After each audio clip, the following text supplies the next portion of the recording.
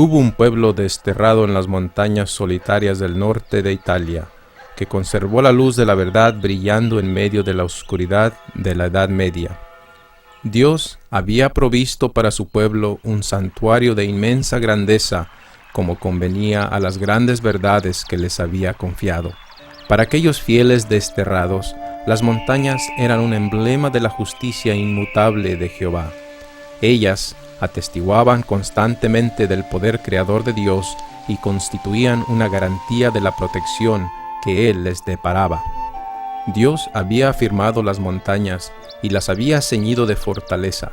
Ningún brazo podía removerlas de su lugar, sino solo el del poder infinito. De la misma manera, Dios había establecido su ley, fundamento de su gobierno en el cielo y en la tierra. Aunque sumida la tierra en tinieblas durante el largo periodo de la supremacía papal, la luz de la verdad no pudo apagarse por completo.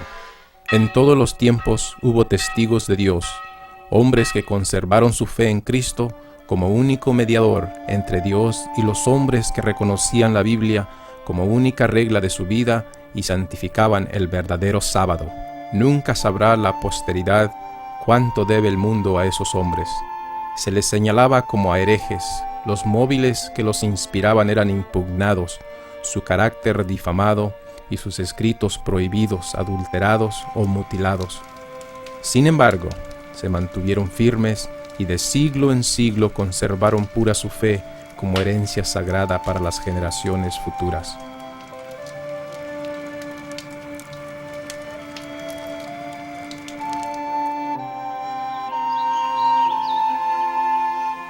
Un grupo de estos testigos fieles de Dios fue el pueblo de los valdenses.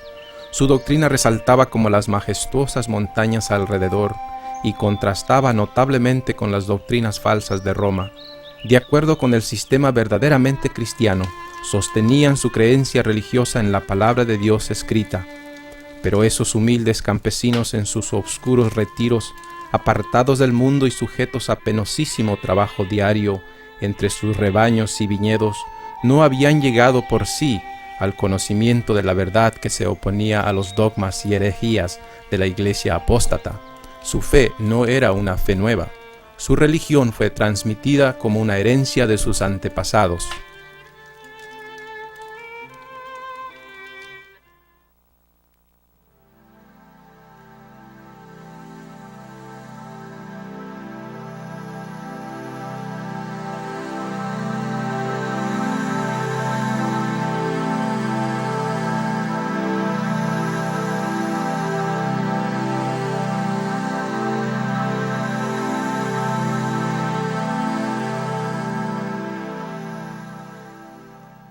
Italia es un país de contrastes.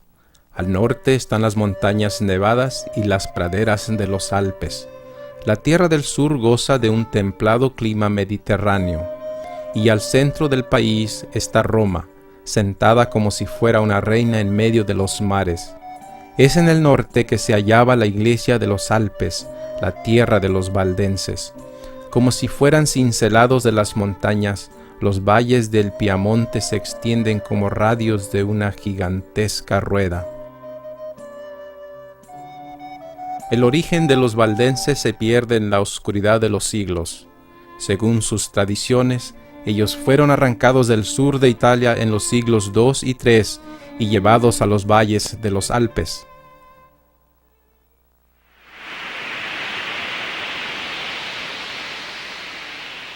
Vayamos al tiempo del cristianismo primitivo de la Roma pagana. Pablo, un anciano de canas, fue llevado a Roma como prisionero. Allí, aunque encadenado a un soldado, Pablo fue permitido testificar por Cristo en su casa alquilada durante 2 años. En medio de 2 años, el Evangelio llegó a la casa imperial de Nerón y a toda Italia. Nerón, el emperador de Roma, era un agente de Satanás, era feroz, sin dignidad y corrupto. En su reinado, Pablo fue confinado a una celda oscura y deprimente en espera de su ejecución. Nerón ordenó el decapitamiento de Pablo, silenciando así a uno de los mayores testigos de Cristo, pero la influencia de Pablo y sus palabras escritas viven. Las persecuciones de los cristianos, que empezaron bajo el imperio de Nerón cerca del tiempo del martirio de Pablo, continuaron con mayor o menor furia por varios siglos.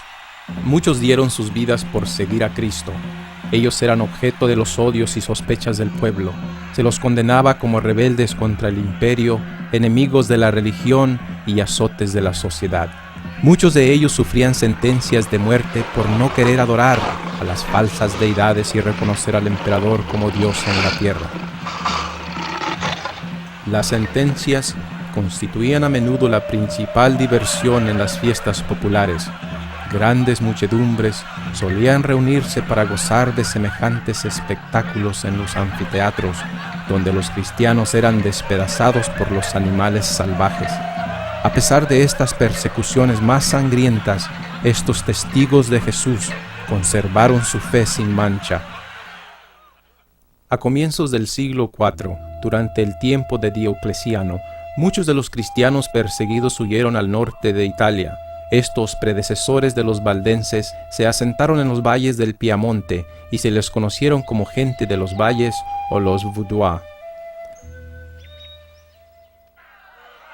A medida que la persecución de los cristianos se tornaba más intensa, la violencia de la Roma pagana también aumentaba. Constantino, un emperador romano del siglo IV, había observado que los césares que persiguieran a los cristianos usualmente habían acabado mal, mientras que los cristianos continuaban creciendo en número. El emperador Constantino profesó aceptar el cristianismo basado en una experiencia sobrenatural.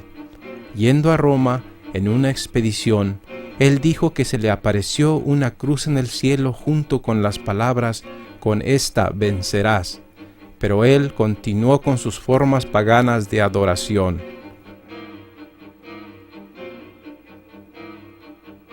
La conversión nominal de Constantino causó gran regocijo, pero en vez de que el mundo se convierta al cristianismo, el mundo entró a la iglesia vestido de formalismo de justicia. El cristianismo y el paganismo estaban unidos ahora.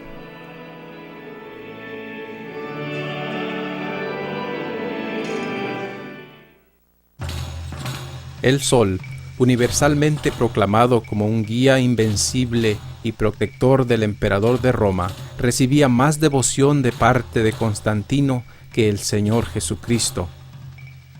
Esta moneda muestra en un lado a Constantino y en el otro a Apolo, el dios Sol.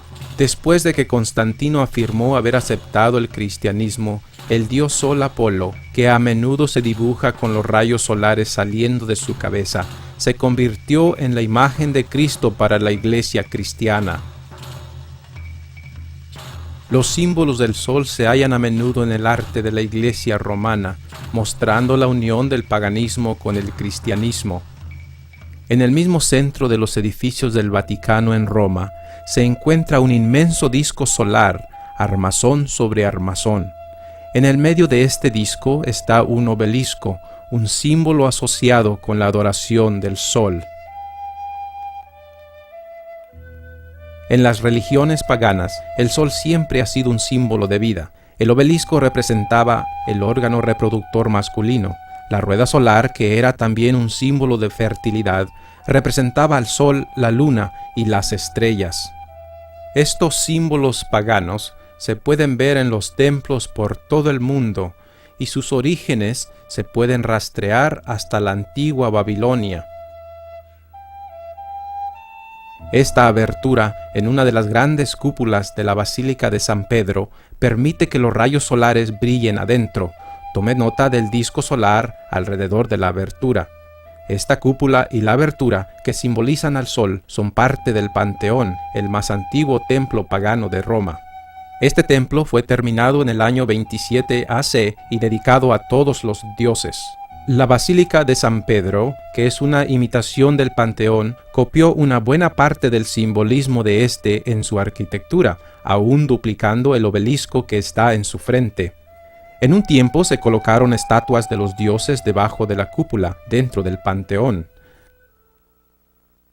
La gente adoraba enfrente de esta estatua de San Pedro, la cual fue originalmente el ídolo Júpiter, un dios pagano sacado del Panteón y colocado cerca del altar en la Basílica de San Pedro. Al lado izquierdo de este magnífico altar, con sus colosales columnas serpenteadas, está la estatua de María bajo la inscripción La Verita, que quiere decir la verdad. En la Iglesia romana se dice de María que es el camino, la verdad y la vida. Ella pisa el mundo mostrando así su poder sobre él. En sus brazos se ve algo sorprendente. Ella no está abrazando al niño Jesús como se esperaría, sino abraza el sol, un disco solar de oro.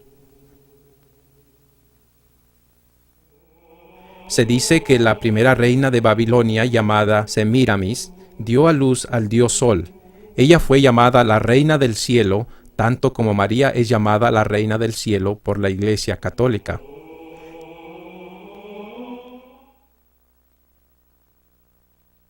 En los primeros siglos, después de la ascensión de Cristo, los fieles seguidores de Jesús observaron la infiltración de la apostasía en la iglesia cristiana. Ellos sintieron la necesidad de apartarse de esta apostasía, ya que se observaba que el Estado y la iglesia unían sus fuerzas para imponer prácticas religiosas, las cuales debían ser acatadas por todos, o si no, sufrirían sanciones civiles. En 7 de marzo del año 321, Constantino tomó por primera vez una medida pública imponiendo la observancia del domingo. Este edicto requería que la gente de la ciudad descansase en el día venerable del sol. Constantino, emperador Augusto Elpidio, en el venerable día del sol, que descansen los magistrados y los residentes de las ciudades, y que se cierren los talleres. Sin embargo, los que se dedican a la agricultura pueden libre y legalmente continuar en su ocupación, porque frecuentemente sucede que otro día no es oportuno para sembrar el grano o plantar la viña. No sea que por negligenciar el momento apropiado para tales operaciones se pierda la dádiva del cielo.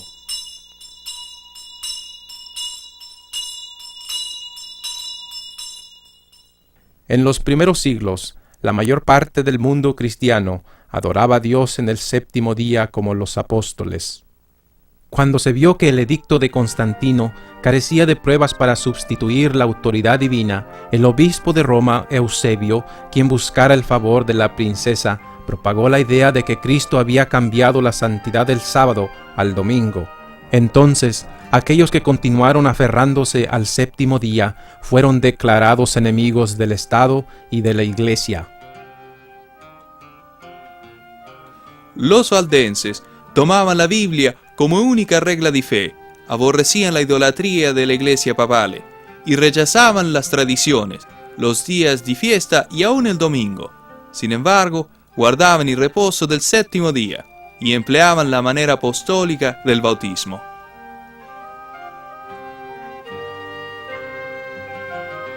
Justiniano ascendió al trono de Constantinopla como el emperador de Roma Oriental en el año 527. Era un político astuto.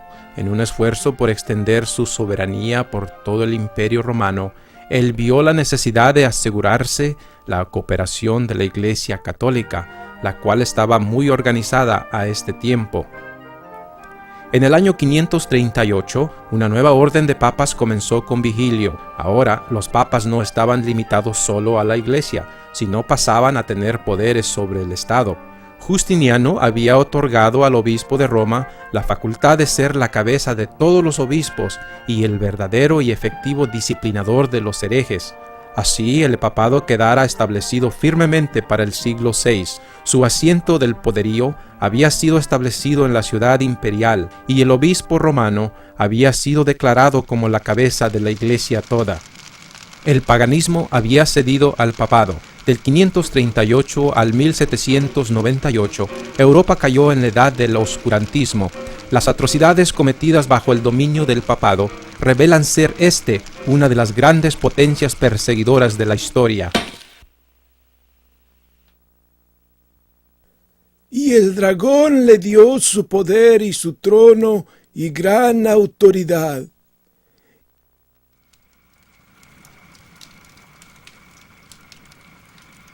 Así comenzó los 1260 años de opresión papal, predicha en las profecías de Daniel y Apocalipsis.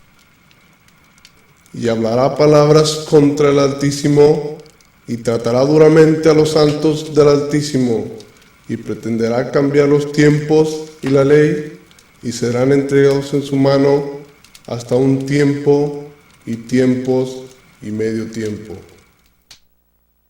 Y se le dio una boca que hablaba palabras arrogantes y blasfemias, y se le dio autoridad para actuar durante 42 meses.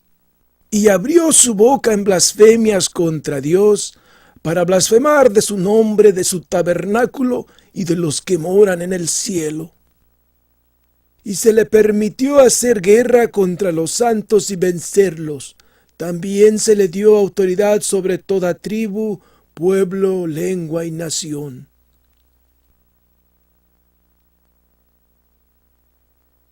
Y la mujer huyó al desierto, donde tiene un lugar preparado por Dios, para que allí la sustenten durante 1260 días.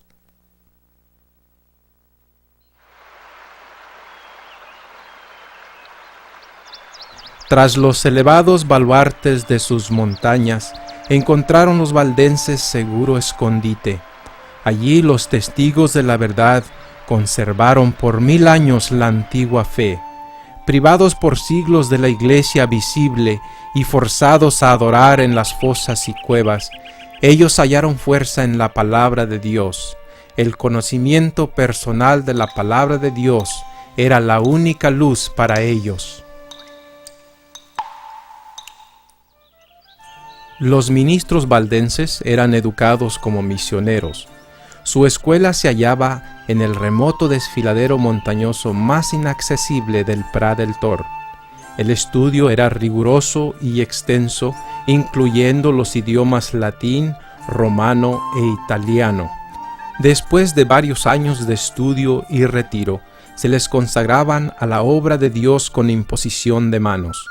A todo el que deseaba dedicarse al ministerio, se le exigía primero que adquiriese experiencia como evangelista. Cada septiembre del año, los barbes o tíos, como se les llamaba a sus pastores, realizaban una reunión general para revisar el trabajo de cada estudiante y para examinar y ordenar a los ministros jóvenes y para escoger los misioneros que visitarían las iglesias distantes de Italia y otros países. Todos debían servir en algún lugar lejano de las misiones por 3 años antes de hacerse cargo de una iglesia local. Este servicio, que desde sus comienzos requería abnegación y sacrificio, era una preparación adecuada para la vida que los pastores llevaban en aquellos tiempos de prueba. Los jóvenes que eran ordenados para el sagrado ministerio no veían en perspectiva ni riquezas ni glorias terrenales, sino una vida de trabajo y peligro y quizá el martirio. Los misioneros salían de 2 en 2 como Jesús se lo mandara a sus discípulos. Casi siempre se asociaba a un joven con un hombre de edad madura y de experiencia, quien era responsable de la educación y a cuya instrucción debía prestar atención el joven. No andaban siempre juntos, pero con frecuencia se reunían para orar y conferenciar, y de este modo se fortalecían uno a otro en la fe. Dar a conocer el objeto de su misión hubiera bastado para asegurar su fracaso, así que ocultaban cuidadosamente su verdadero carácter. Cada ministro sabía algún oficio o profesión, y los misioneros llevaban a cabo su trabajo ocultándose bajo las apariencias de una vocación secular. Generalmente escogían el oficio de un comerciante o buhoneros.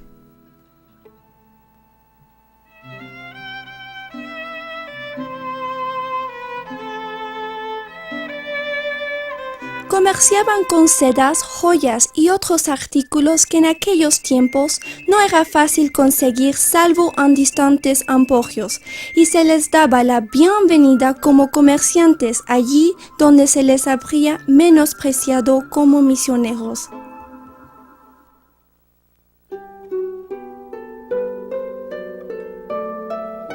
Constantemente elevaban su corazón a Dios pidiéndole sabiduría para poder mostrar a las gentes un tesoro más precioso que el oro y que las joyas que vendían.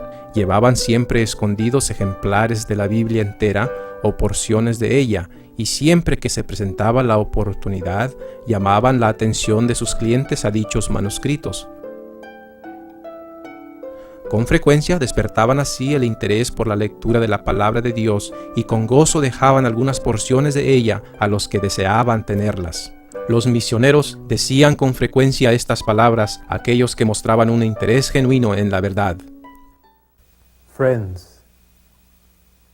Amigo, tenemos tesoros mucho más valiosos que lo que le mostramos. Si nos protege de los sacerdotes, se lo diremos. Tenemos una joya preciosa, procedente del mismo Dios. Al poseerla, uno encuentra el verdadero conocimiento de Dios. Y tenemos otra, que enciende el fuego del amor de Dios en el corazón del que la posee.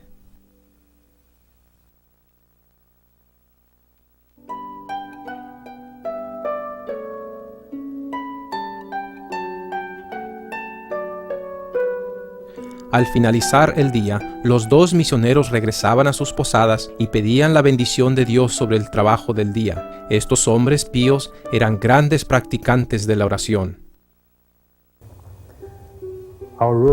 Nuestra regla de conducta será el hacer la obra de Jesús.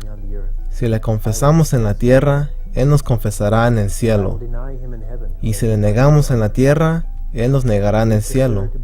Preferimos ser rechazados por el papado que por nuestro Salvador. Había ocasiones cuando eran descubiertos y echados en prisiones lúgubres, donde sufrían gran agonía por la palabra de Dios y por el testimonio que daban. Muchos eran torturados y estirados sobre una horrible ranfla. Fue entonces cuando los valdenses clamaban las promesas de Dios. Conservaron la fe pura a pesar de la tortura, el frío, la destitución y pérdida de vida en los Alpes.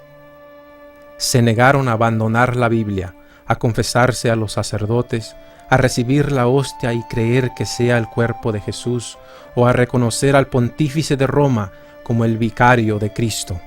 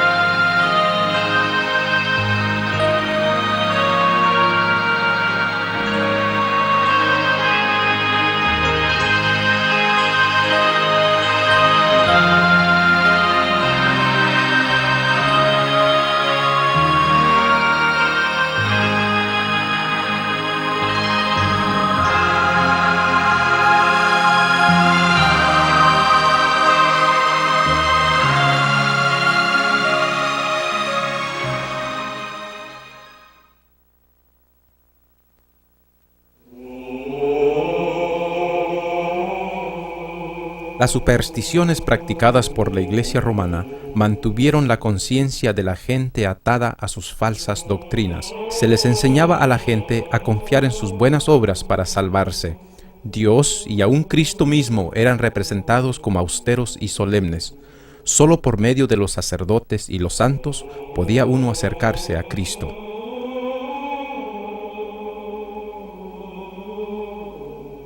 Este altar, que está en Chiesa del Gesù, Roma, representa a María echando fuera del cielo a dos reformadores.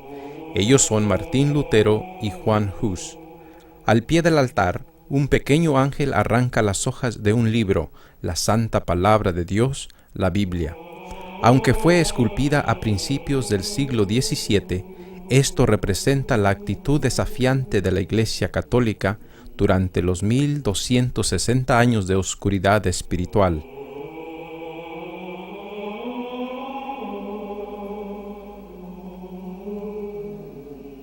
Los valdenses conocían las enseñanzas de Roma y la falta de libertad en que la gente vivía. Como fieles misioneros, ellos anhelaban dirigir a tales personas hacia el amante Jesús, quien murió para que pudieran tener la verdadera libertad. Hallando a los sinceros de corazón, ellos les enseñaban que Jesús es su verdadero sacerdote, que solo a Jesús debían confesar sus pecados y que Jesús es fiel en perdonarles y limpiarles del pecado. De este modo la luz de la verdad penetraba en muchas mentes oscurecidas. El sol de justicia brillaba en el corazón, llevando salud con sus rayos. Así se les disipaba el temor de la muerte y podían levantar la vista y aceptar a Cristo totalmente. Aunque después los nuevos conversos confrontarían persecución, ellos se hallaban llenos de gozo y valor, y así como los demás seguidores de Cristo, ellos comunicaban a otros acerca de la nueva fe, y muchos se unían a los creyentes valdenses. En el año 1488, el Papa Inocencio VIII decretó que todos los valdenses de los Alpes de Cotián fuesen muertos. Se iba a desenvainar la espalda del papado contra los que guardaban los mandamientos de Dios, y no se iba a envainarla hasta que el último creyente en la fe fuese muerto.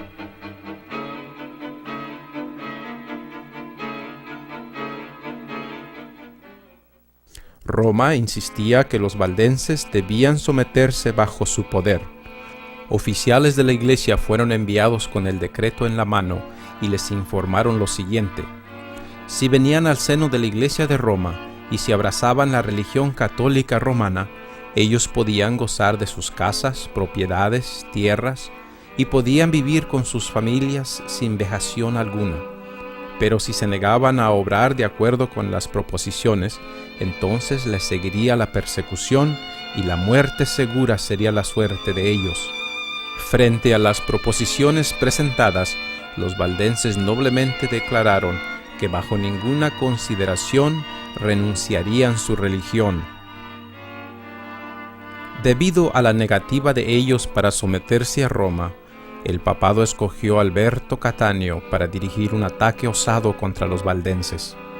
El plan del ataque consistía en dar un golpe mortal en el centro del territorio de los valdenses, el valle de Angroña. El ejército de Cattaneo se separó en dos divisiones. Una división, dirigida por el mismo Cattaneo, se movilizó hacia el Prat del Tor en el valle de Angroña, destruyendo todo a su paso. La otra división, bajo el cruel Lapalú, se dirigió hacia los Alpes de Dauphin y entró al valle de Loise, un profundo desfiladero rodeado por altas montañas. Los exploradores valdenses observaron que las fuerzas del papado invadían su territorio. Entonces, colocando sus bienes sobre las carretas y juntando sus rebaños y manadas, los valdenses escalaron precipitadamente los escarpados pendientes del monte Pelvoux hasta una altura de 1800 metros sobre el valle. Cánticos de alabanza a Dios se elevaban de sus labios, desvaneciendo así el terror.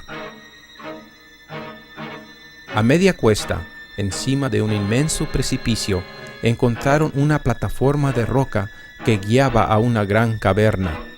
La cubierta de la cueva formaba un magnífico arco que se estrechaba gradualmente hasta formar un pasaje pequeño y después se ensanchaba en un espacioso corredor. Las manadas fueron distribuidas en los huecos laterales de la cueva. Padres, madres y niños se alojaron adentro y la entrada fue barreada con grandes piedras. Luego hombres apuestos se pusieron para vigilar. El enemigo, sabiendo que su presa estaba en la cueva, se acercó por arriba. Los soldados bajaron por cuerdas desde el alero del precipicio que pendía sobre la entrada de la gruta. La plataforma a la entrada de la cueva fue tomada por los hombres de la Palú. Los valdenses se adentraron más al fondo en el escondite. En vez de enviar sus tropas adentro a la cueva, la Palú les ordenó que juntasen toda la leña que pudieran. Entonces, amontonándola a la entrada de la cueva, prendió fuego. Un denso humo oscuro penetró en la cueva. Uno no puede imaginarse el sentir del pueblo de Dios en esa cueva, cuando el humo llenó la caverna sofocando a todos los que estaban allí. De seguro que se aferraron a las promesas de Dios. No temas en nada lo que vas a padecer. He aquí el diablo va a echar a alguno de vosotros en la cárcel, para que seáis probados, y tendréis tribulación durante 10 días.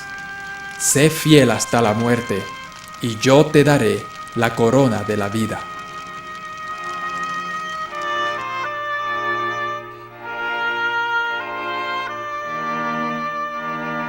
Cuando se examinó posteriormente la caverna, se hallaron 400 niños asfixiados en sus cunas o en los brazos de sus madres muertas. Por todo, perecieron en esa cueva más de 3,000 valdenses. ¿Cuál fue el crimen por lo que merecieron ese horroroso castigo? Fue la dependencia en la Biblia como la única regla de fe y el rechazo de las tradiciones y enseñanzas de la Iglesia Católica Romana.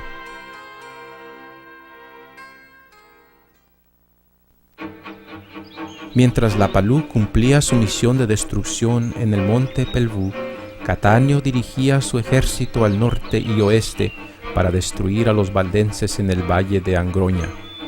Guió sus soldados por los estrechos desfiladeros, pasando por debajo de las grandes rocas que colgaban sobre el paso. Cattaneo y su hueste no hallaron resistencia. Marcharon por todo el valle de Angroña. Las casas de los valdenses estaban vacías, así como el valle. Cattaneo supuso que los habitantes del valle habrían huido a Prat del Tor. Siendo así, entre él y su presa se hallaba un escarpado imposible de escalar que formaba como el muro del valle.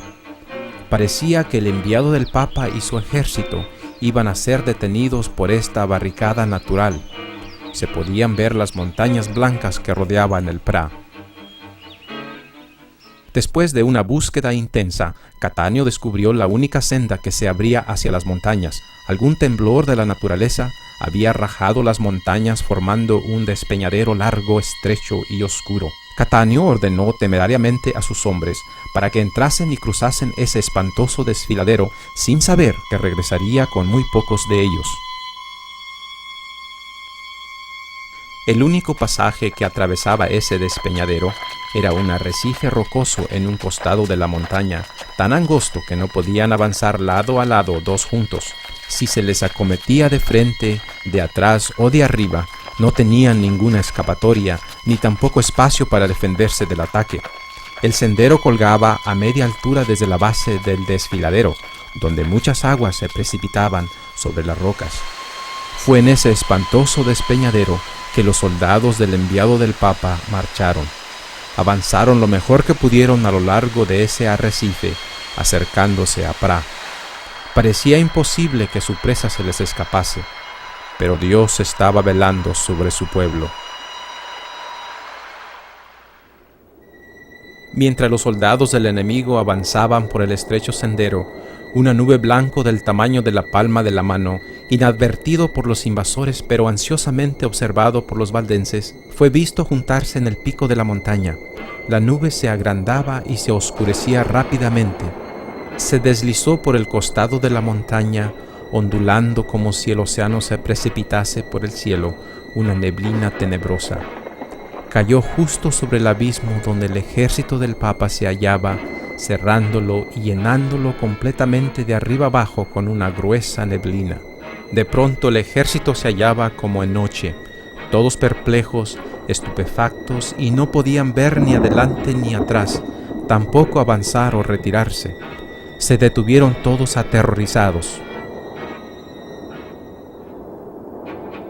Los valdenses interpretaron esto como el acto de la providencia interponiéndose en favor de ellos.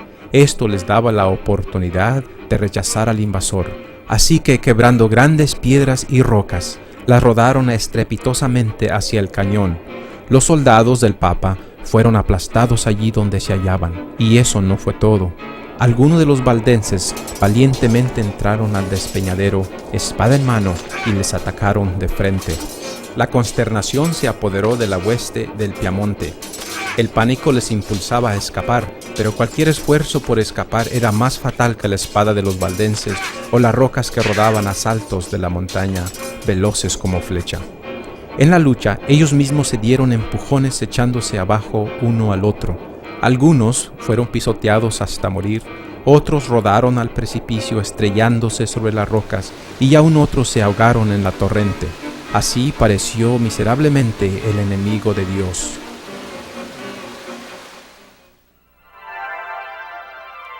Y se le dieron a la mujer 2 alas de gran águila, para que volase de la presencia de la serpiente al desierto, a su lugar, donde es sustentada por un tiempo y tiempos y la mitad de un tiempo.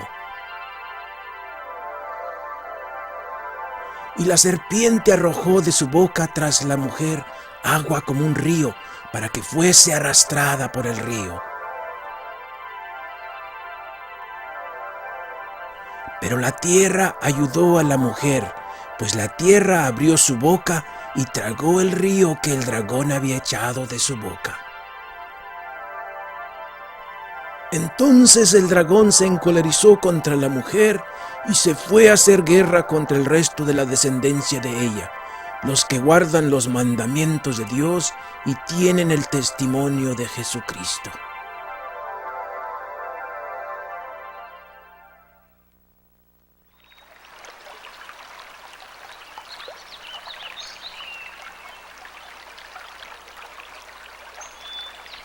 Se ha dicho que había 3 clases de misioneros que pervertían el sur de Europa durante la Edad Media: el trovador, el barbe y el mayor de los 3, la Biblia. El trovador debe haber creado una vista colorida al visitar los castillos medievales. El motivo principal era presentar las verdades de Dios como estaban escritas en su santa palabra. Apenas entraba el trovador por el portón del castillo con sus mercancías, la gente se reunía para oír cualquier noticia del mundo exterior y para oír al ministril cantar y tocar para entretenerles. Un ministril común cantaba canciones provincianas de amor de la época, pero los misioneros valdenses cantaban porciones de los salmos que enseñaban virtud y señalaban el odio como vicio. Mientras la gente oía, alguien era motivado para oír más al evangelista cantor. De esa manera, los ministriles valdenses enseñaban a la gente que Dios es el único objeto de adoración, la Biblia la única regla de fe y Cristo el único medio de salvación. Así, de castillo en castillo, los dedicados siervos de Cristo daban su testimonio y enseñaban las preciosas verdades de la palabra de Dios por medio del canto.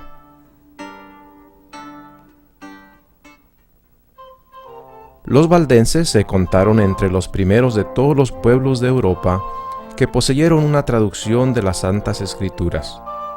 Centenares de años antes de la Reforma, tenían ya la Biblia manuscrita en su propio idioma. Habían conservado la fe apostólica pura y sin adulteración, y esto los hizo objeto especial del odio y de la persecución. Declaraban que la Iglesia de Roma era la Babilonia apóstata del Apocalipsis y con riesgo de perder sus vidas se oponían a su influencia y principios corruptores. Como resultado de una larga persecución, algunos sacrificaron su fe e hicieron poco a poco concesiones en sus principios distintivos. Otros se aferraron a la verdad. Durante los siglos de oscuridad y apostasía, siempre hubo valdenses que negaron la supremacía de Roma, que rechazaron como idolátrico la adoración de las imágenes y que guardaron el verdadero sábado bíblico. Conservaron su fe en medio de la más violenta y tempestuosa oposición. Aunque degollados por la espada de Saboya y quemados en la hoguera romanista, defendieron con firmeza la palabra de Dios y su honor.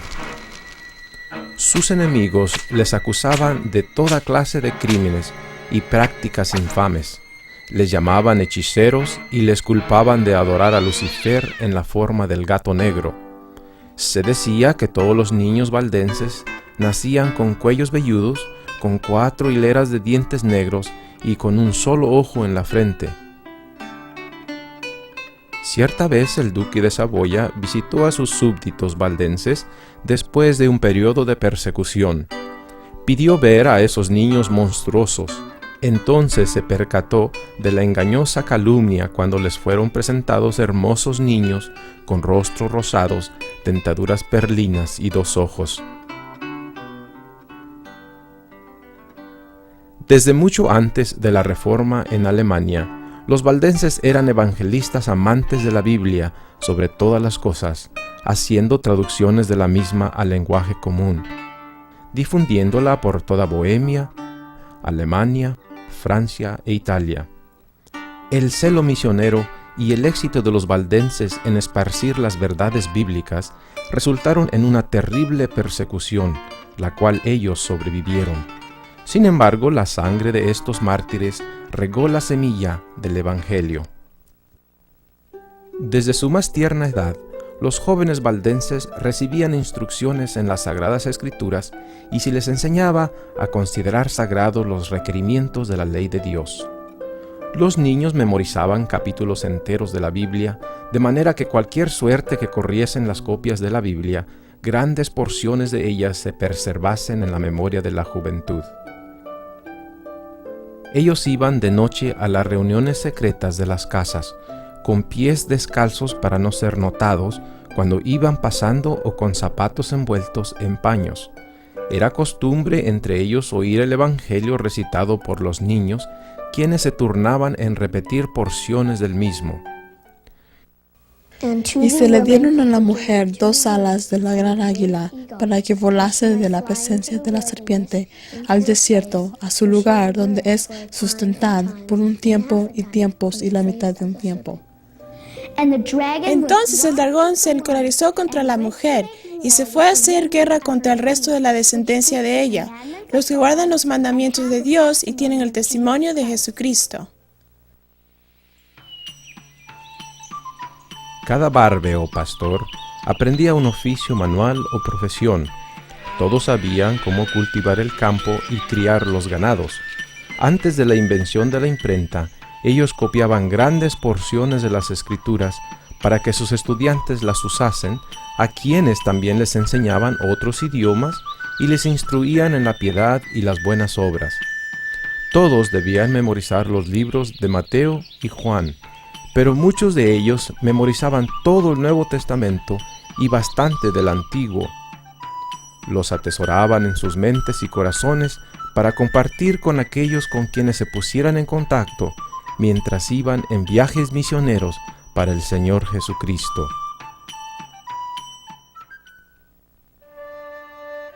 El siglo XVI despuntó mientras los valdenses todavía se recuperaban de las persecuciones de los generales Lapalú y Cattaneo.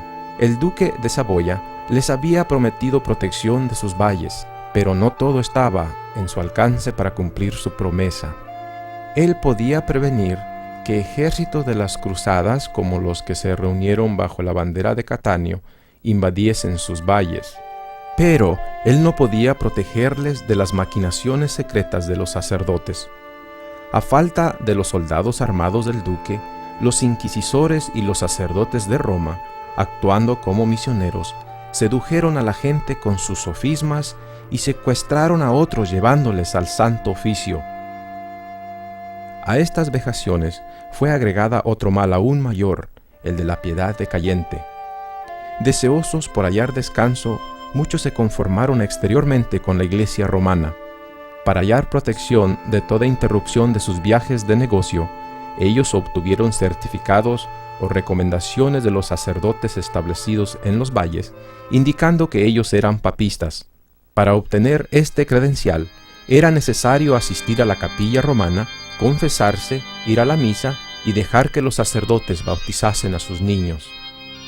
Al mismo tiempo, continuaron asistiendo a las predicaciones de los pastores valdenses y sometiéndose a sus juicios.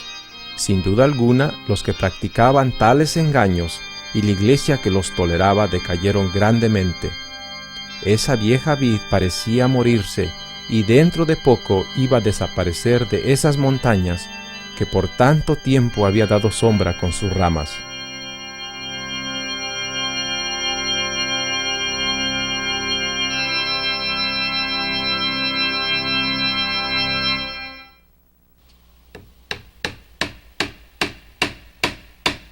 Por este mismo tiempo, la reforma protestante iba brotante por toda Europa.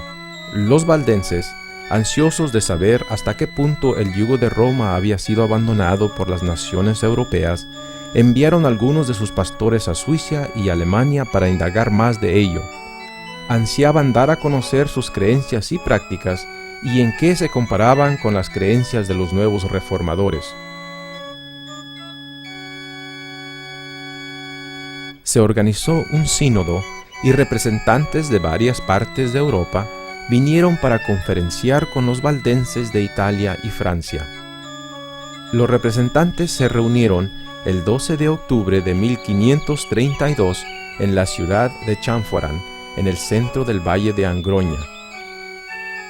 Al concluir esta reunión, las decisiones tomadas fueron incorporadas en la corta confesión de fe, donde los valdenses y reformadores entraron de acuerdo sobre la incapacidad moral del ser humano, elección a la vida eterna, la voluntad de Dios dada a conocer en la Biblia, la única regla del deber y la doctrina de solo dos sacramentos, el bautismo y la cena del Señor. En su ansiedad y gozo por unirse a aquellos que se oponían a los errores de Roma y estimaban la palabra de Dios, los valdenses sacrificaron los últimos vestigios del sábado bíblico por la adoración del domingo de los reformadores. El resto de los guardadores del sábado, aún entre ellos, fueron silenciados. La mayoría de los valdenses se unieron a los reformadores para convertirse como parte de un gran movimiento que protestaría contra la opresión del papado. La lámpara, que ya había estado a punto de extinguirse, comenzó a arder en su brillo anterior. El espíritu de los valdenses revivió. Ya no practicaban más los disimulos y cobardes encubrimientos a los cuales habían recurrido para evitar la persecución.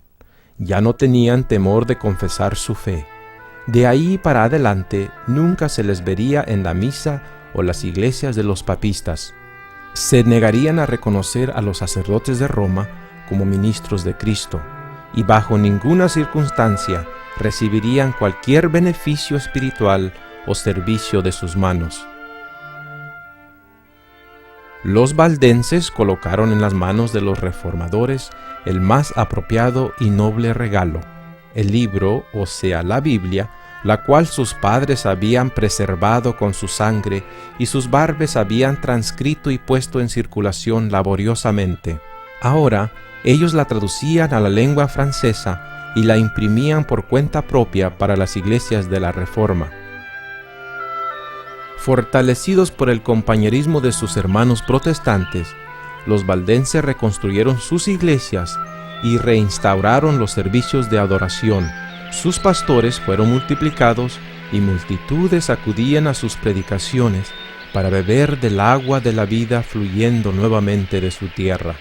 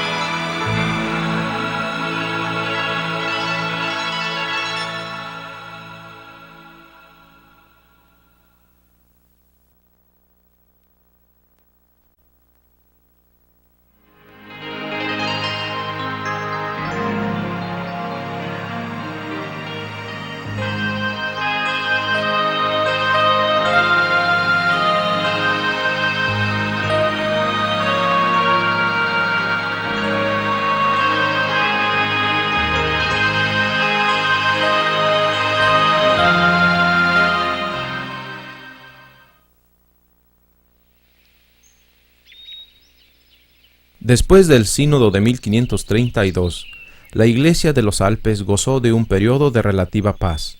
Era un tiempo de gran prosperidad espiritual, pero este nuevo celo revivió la malicia de sus perseguidores. El martirio de los fieles valdenses continuaba testificando contra Roma hasta que los inquisidores, el nuncio del Papa y los embajadores de España y Francia se unieron para apremiar al rey Filiberto a que purgue sus dominios. Él fue incapaz de resistir las poderosas incitaciones y la tempestad se desató otra vez, primeramente sobre Turín, después sobre la planicie del Piamonte y hasta los Alpes de los valdenses, donde quiera que se sabía que había congregación valdense. En 1655, cuando la persecución estaba en su auge, un grupo de valdenses se escondió en las cuevas de las montañas. Al ser descubierto, ellos fueron llevados a la cima del monte Castelluso y arrojados de allí al precipicio. El monte Castelluso fue escenario de muchas atrocidades. Cuán frecuentemente en los días del antaño era lanzado el creyente por su espantosa cuesta empinada, estrellándose sobre las rocas en el fondo. Allí mezclándose en un nefando montón que crecía espectralmente con cada víctima lanzada, los cuerpos lacerados de pastores, labradores, madres y niños quedaban tendidos uno sobre otro. Eran las tragedias en conexión con este monte que inspiró al conocido soneto de Milton. Toma venganza, oh Señor, por tus santos degollados, cuyos huesos se hallan esparcidos por los helados Alpes. Registra en tu libro los quejidos de tus ovejas de otrora, degolladas en sus antiguos apriscos por el sanguinario piamontés, que despeñó madre e infante abajo a las rocas. Sus gemidos redoblaron hacia las montañas, y ellos al cielo. Muchos dieron sus vidas por las verdades de Dios. Es difícil de imaginarse cómo habrá sido vivir en esos días cuando la persecución era violenta contra la verdad de Dios. ¿Qué habrá sentido esa gente al subir a la cima de ese monte? La historia revela que esa gente hizo frente a la muerte en paz, con valor y esperanza de la vida eterna. Vi debajo del altar las almas de los que habían sido muertos por causa de la palabra de Dios y por el testimonio que tenían, y clamaban a gran voz diciendo: ¿Hasta cuándo, Señor santo y verdadero, no juzgas y vengas nuestra sangre de manos de los que moran en la tierra? La sangre de los mártires en las rocas fue la repetición de otras que sucedieron a través de los tiempos. También había sangre en otra roca cuando Jesús murió en la cruz. Él es el Cordero de Dios que quita el pecado del mundo, y todos los que han muerto como mártires pueden mirar a ese Cordero para tener vida eterna. El Cordero en medio del trono, como inmolado, es el punto central de toda la Biblia. Los valdenses mártires tenían sus miradas fijas en este Cordero cuando enfrentaban la muerte.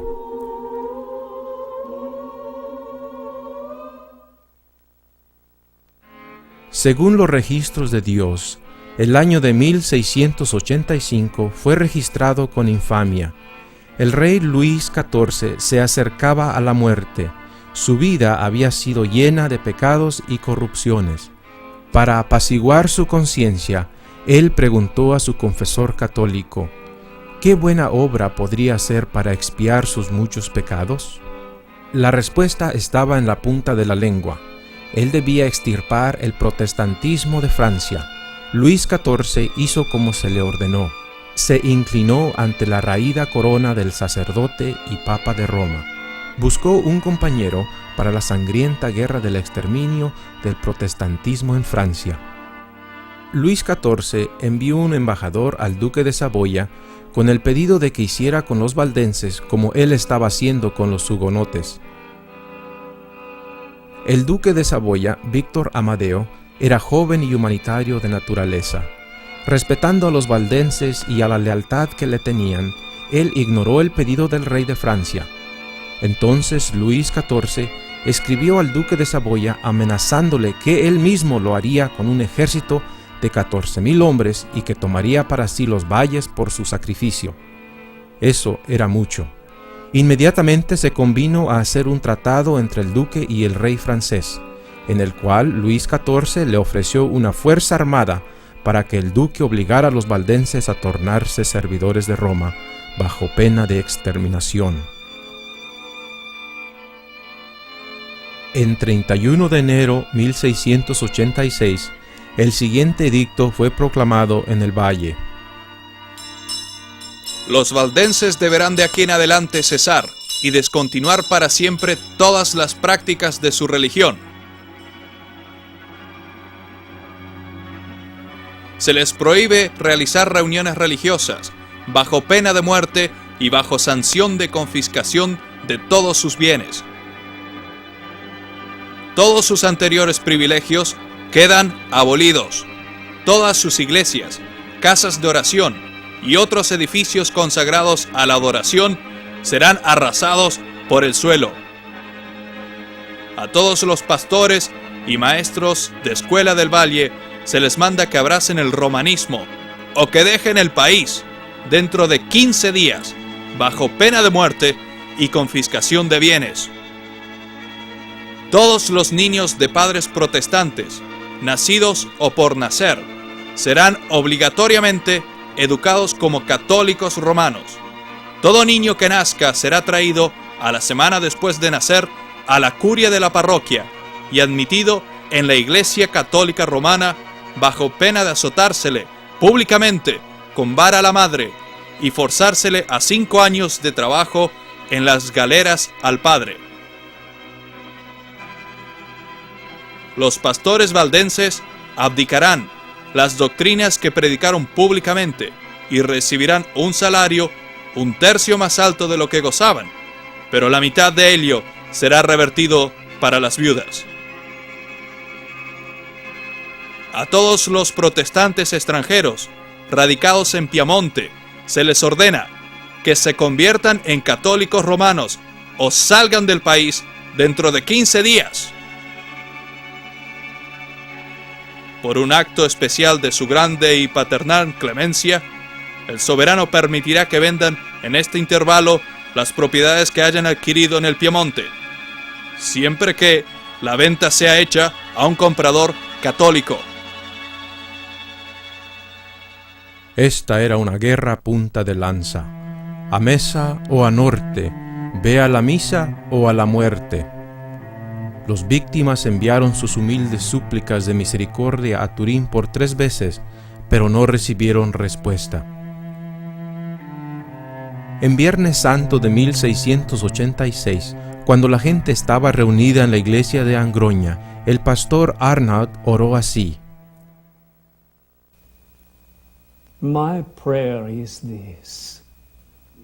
Mi oración es: Señor Jesús, tú sufriste y moriste por nosotros.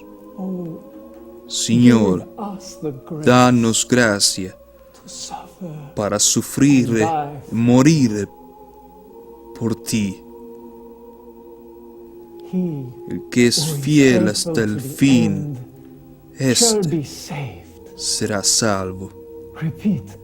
Repitan conmigo: todo lo puedo en Cristo que me fortalece.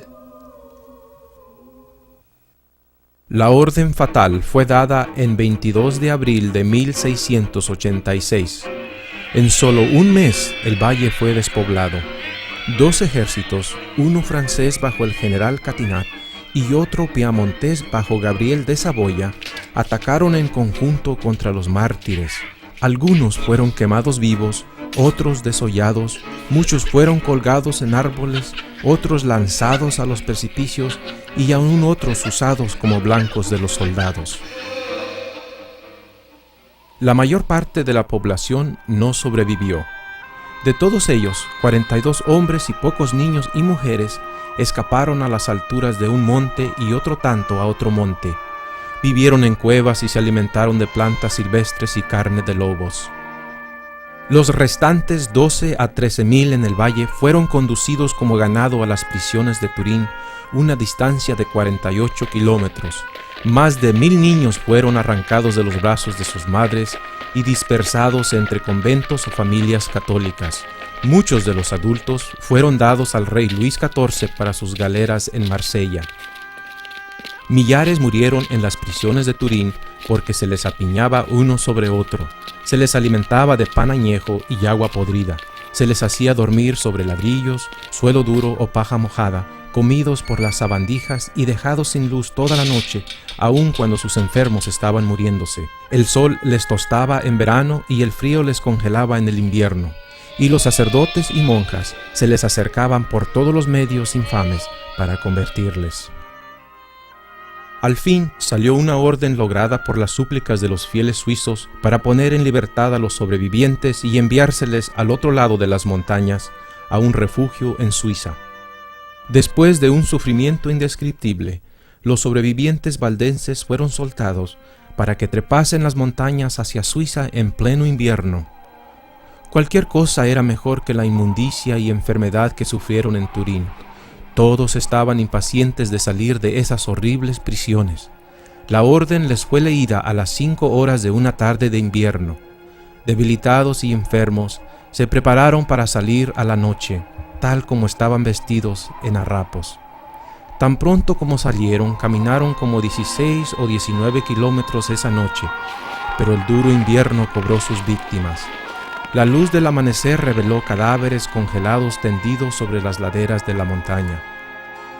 Los valdenses ofrecieron sus vidas hasta la muerte.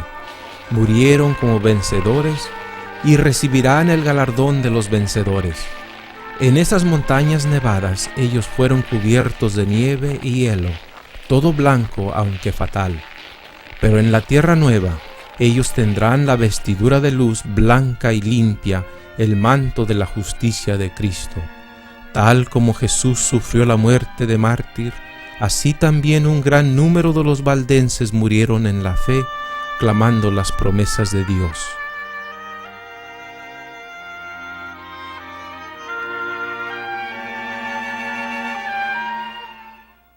Cientos de ellos murieron debido a la exposición a temperaturas bajísimas, pobremente vestidos y en condiciones debilitadas. 3,000 de ellos llegaron a Suiza, pero eran como esqueletos andantes, cansados, con ampollas en los pies y hambrientos. Fueron recibidos piadosamente, con amor, admiración y generosidad. Inmediatamente recibieron zapatos y ropas abrigadas para protegerse del frío. Fueron llevados gozosamente a las casas de sus amigos. Los valdenses sobrevivientes estaban agradecidos por su liberación, pero también apenados por estar desterrados de su propia tierra.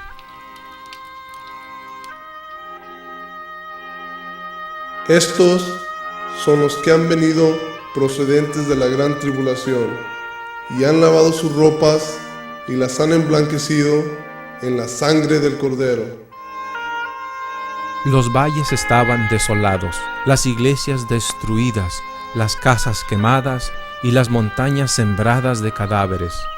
Por 3 años y medio, desde el 22 de abril de 1686 hasta 1689, no se leyó la Biblia en los valles del Piamonte, ni se entonaron salmos, ni oraciones de fe fueron elevadas a Dios, ni voz alguna prorrumpió en cánticos de alabanza y gozo.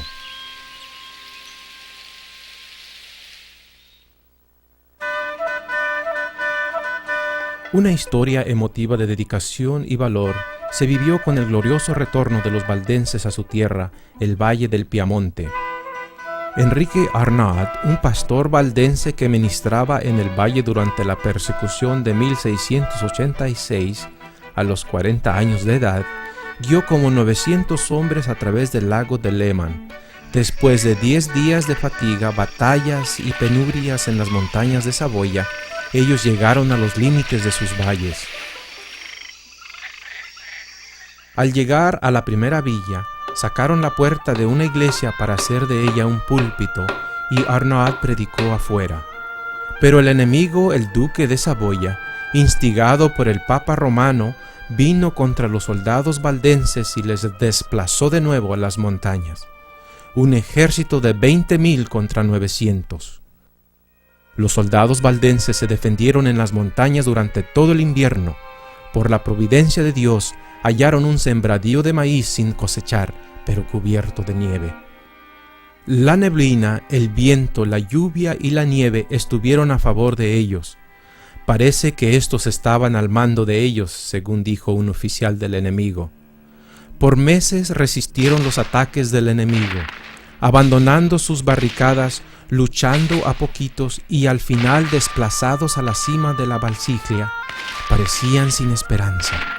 De allí, dirigidos por uno de sus capitanes y frecuentemente ocultados de sus enemigos por una neblina, escaparon por el borde de un precipicio.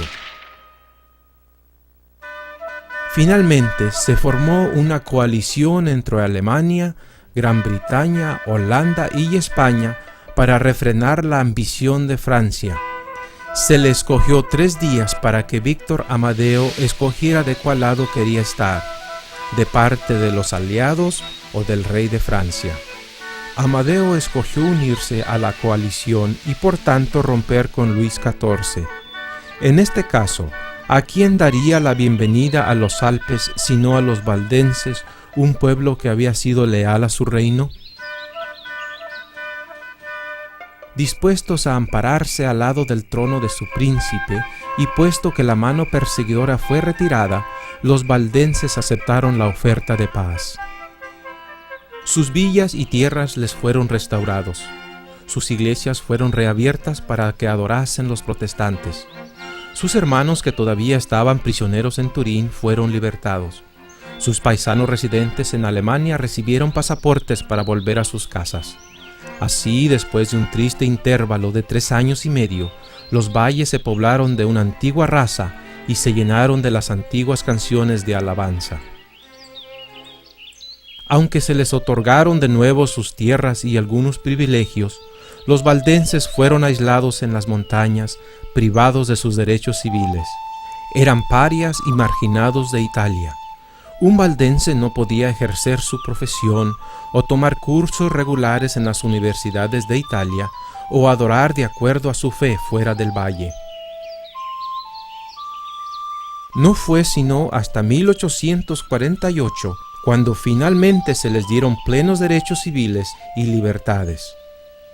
Los años de persecución y las negociaciones diplomáticas con el gobierno italiano cobraron su precio. Bastante de su antigua herencia apostólica se ha perdido. Muchas de sus creencias fueron sacrificadas. La dependencia total de la palabra de Dios se dio ante las tradiciones de los hombres, y el celo misionero por la pura y genuina verdad del Evangelio se perdió.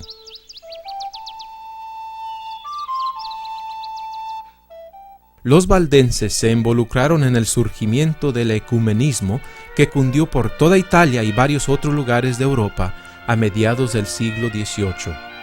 Justo cuando ocurría la celebración de unanimidad espontánea y del amor fraternal, todo el mundo vivía un despertar por la segunda venida de Cristo y un interés por los 10 mandamientos, especialmente el cuarto, el reposo del 7º día.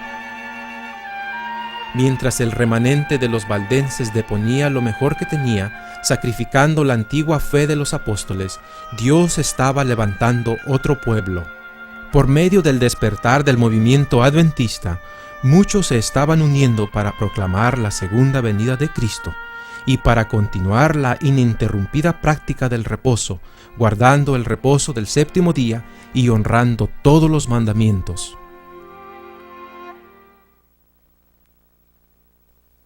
Entonces el dragón se encolerizó contra la mujer y se fue a hacer guerra contra el resto de la descendencia de ella, los que guardan los mandamientos de Dios y tienen el testimonio de Jesucristo.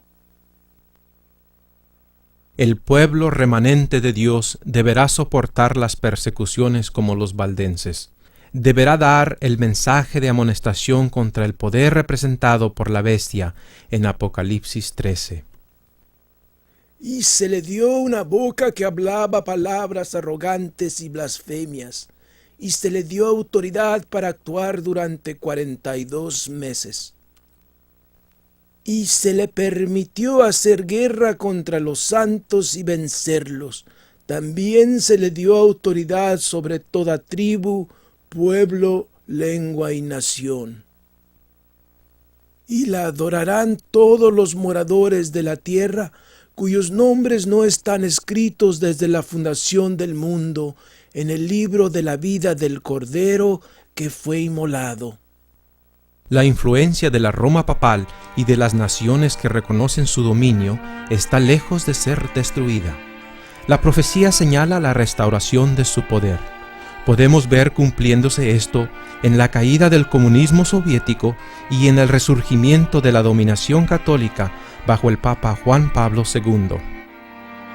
Los países bálticos, Polonia y Ucrania han roto con el yugo del comunismo y están volviendo a las enseñanzas de la Roma papal.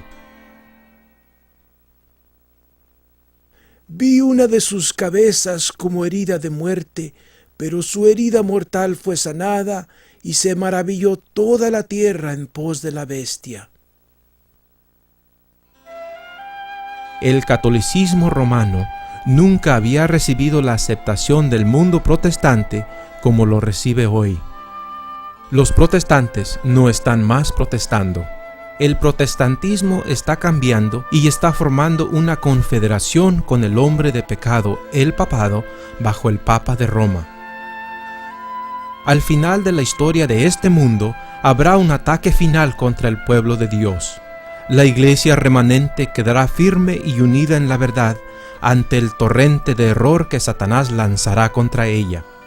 Ellos guardarán los mandamientos de Dios y estimarán el reposo del séptimo día. El libro de Apocalipsis habla de dos mujeres. El capítulo 12 describe una mujer pura y santa, simbolizando el pueblo de Dios. El capítulo 17 presenta una mujer corrupta, representando el falso sistema religioso. Esta mujer está ataviada de púrpura y escarlata, adornada de oro, de piedras preciosas y de perlas, y tenía en la mano un cáliz de oro lleno de abominaciones y de la inmundicia de su fornicación. A ningún otro poder puede verdaderamente llamarse ebria de la sangre de los santos, sino al poder que tan cruelmente persiguió a los seguidores de Cristo. La historia de los valdenses es el mejor ejemplo de cómo este sistema apóstata destruye a todos aquellos que no aceptan sus dogmas. Hoy, el protestantismo de América no protesta más contra los errores del catolicismo romano. La Iglesia está de nuevo uniéndose con los gobiernos seculares. Estos tienen un mismo propósito y entregarán su poder y su autoridad a la bestia. ¿Qué le depara el futuro al pueblo de Dios? ¿Se han olvidado las persecuciones y las atrocidades del pasado? ¿Podemos permanecer callados en este tiempo de la historia? Grandes y solemnes eventos están ocurriendo alrededor nuestro.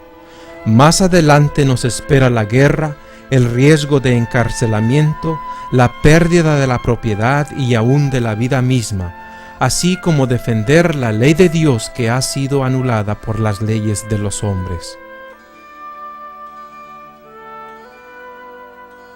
Las persecuciones sobrevinieron por varios siglos sobre este pueblo piadoso, las cuales fueron soportadas con paciencia y constancia, haciendo honor a su Redentor.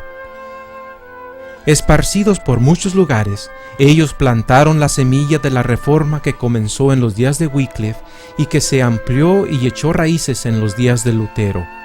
Esta debe ser llevada adelante hasta el tiempo del fin, por aquellos que también están dispuestos a sufrir todo por la palabra de Dios y el testimonio de Jesucristo.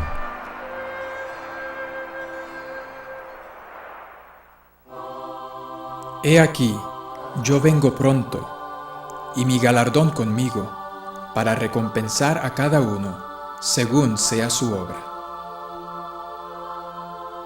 Yo soy el Alfa y la Omega, el principio y el fin, el primero y el último.